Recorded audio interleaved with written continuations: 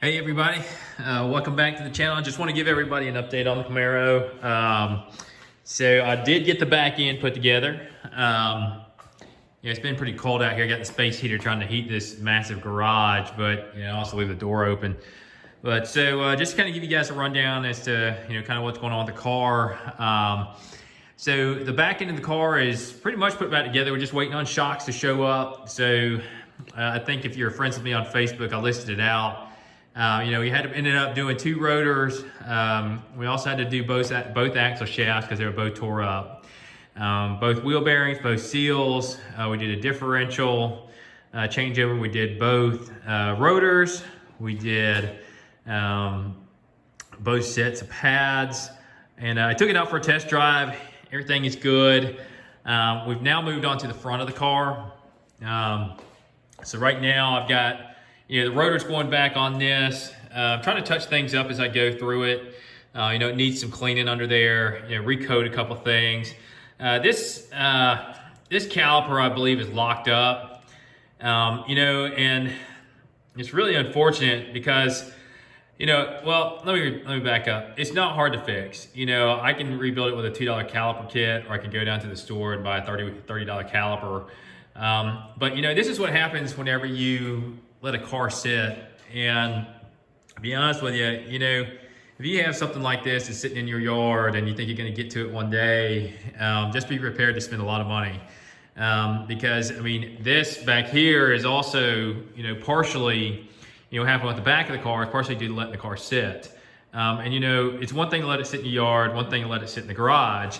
If you let it sit in the garage, typically everything's going to be fine just because it's climate controlled. Well, if you're letting it sit out in the yard, open up to the elements and everything, all the seals go bad, calipers start sticking, stuff like this. Just to give you guys luckily I can do all this stuff myself, but a lot of you guys out there are new to this and like, hey, I want to go out and buy a project car, do kind of the same thing here, dig it out of somebody's yard and start fixing it up. So I'm not saying that, you can't go out there and get the automotive knowledge to do it. It's all out here on YouTube. It's available to everybody. But the thing about this is, if you have to take stuff to a shop, if you're not good with your hands, if you don't have the right tools, luckily I've been a tool dealer the last 10 years of my life, so I've got a lot of this stuff that I've got access to it. This alone, if you took this to the shop, it probably would have cost you almost $1,500 to do both sides. And that's not including the shocks. You probably would have been close to $1,800 in the rear end of this car, getting that straightened out. I'm in it just for parts and my time, which is fine with me. But you also got tires on this car, which are about $700-800. This up front, if you had to have a shop do this, redo the calipers, both sides, you're probably looking at another $500, $600, $700. This car's got a new battery in it, which was another $100. It starts adding up really, really quick. So my suggestion is, if you don't have the automotive know-how to do it, go buy a really, really nice one. That would be my advice. It's a lot of fun. I've learned a lot. And I think if you take that attitude that I'm going to learn a lot, I think you'll be okay. But you really need to build out a budget for these things before you just jump right into them, because these cars, it's like an onion peel. You go into it, well, it needs this. Well, it's going to need this. I didn't anticipate it needing a caliper. Luckily, the part's cheap for it. I'll probably rebuild this caliper, take it apart. The brakes on the car need to be bled anyways. So you talk about that onion peel, right? So calipers and pads are done back here, or the pads are done back here, new rotors. Obviously needed 2 new rotors in the front. I'll show you the other side here in a second. Rebuilding this caliper, and it's like, well, if we're gonna rebuild this caliper, that caliper is over there, it's probably in the same type of shape. So, if you were paying somebody to do the front, just the front of this car, like I said, $500-600. But yeah, let's walk over here. Take a look at this. Now, mind you, this is a beach car, so it is gonna have a little surface rust on it. I've got it taken apart. I'm gonna knock it down a little bit and then recoat some of these pieces so it'll look like brand new. Just like it did from the factory. But look at this rotor. Number one, this is some stuff you get off fucking eBay. Sorry. about my French. But, you know, and the pads are just, you know, it's just wore out. So like, you know, I'm not knocking who I bought it from. You know, obviously I knew what I was getting into. But you know, we're gonna take this off also and see if it needs to be rebuilt. I'm thinking about maybe just redoing it since the brake's gonna have to be bled anyways. But yeah, this is the kind of stuff you run into. So, you know, expect to spend some money here.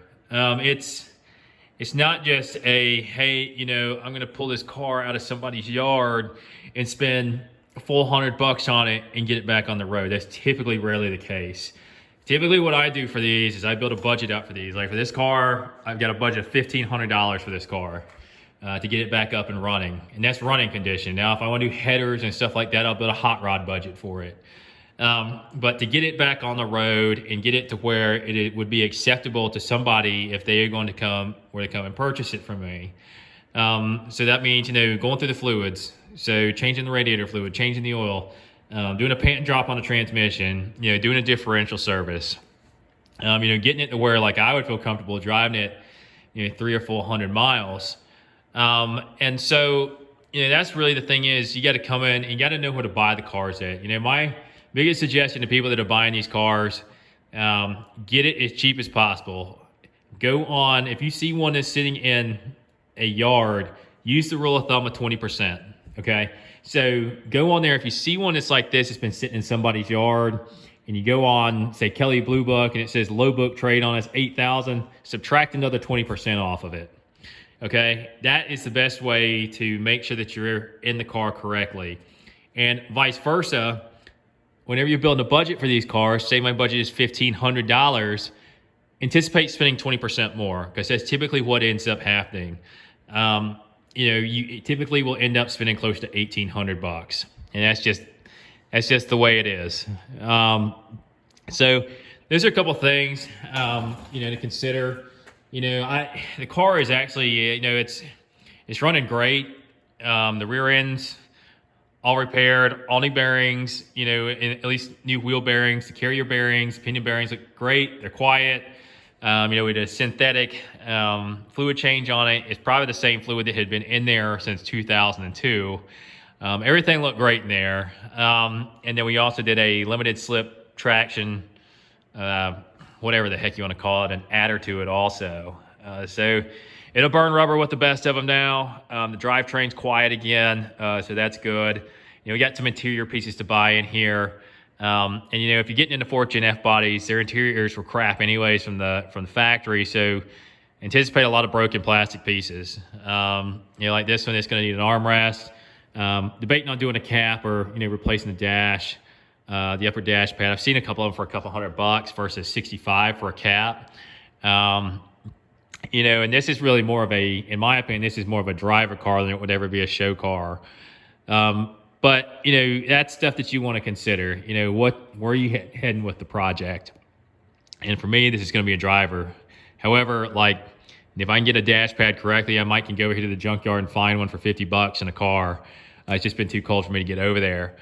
But, you know, I'll get back on topic here. The car's, you know, starting to shine up, starting to look pretty good. So I really think the car probably needs, you know, without getting too crazy, it probably needs one more cut. And a real good polish. But, you know, I want to get some of this stuff sorted out here. Like I said, you know, this will look like brand new once I get done with it. You know, we got to tape some stuff off on it, refinish it. You know, with this rusted old rotor on here, which is probably looks like it's been on here for at least 15 years, it'll look completely different. You know, you start putting a lot of these components on here that are a little crusty would get replaced anyways. But anyways, so this is where I'm at with the project. You know, you really want to start back to front. So what I try to do with these is you want to start, if the back's messed up, start back here, okay? So, and then work your way to the front. I don't like to mix and match and, you know, jump from here to there, you know, or, you know, look at it this way, work from the bottom up, okay? You know, if you want to drive the car, go from the bottom up. If it's not a daily for you, you know, work from one end to the other, or axle to axle. You know, I think that's probably the best way to do it. I typically, work on the drivetrain stuff first before we get to, replacing plastic pieces and stuff like that on the inside. Number one, because you want to make sure the car is going to run right.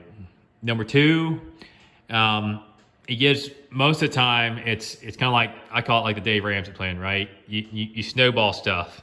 Not that we've ever had a bunch of debt or anything like that, but he calls it snowball, right? So it gives you motivation by starting off with the small stuff that gets the car going, like the base, so you can actually drive the car around and enjoy it a little bit, and then work your way up. Because there's nothing worse than, and I've been there, you put a new motor in it, you put a new transmission in it, either things still won't run, or you don't want to put any more money in it, or something happens in your life happens, you end up having to move, and then you have to dump the project.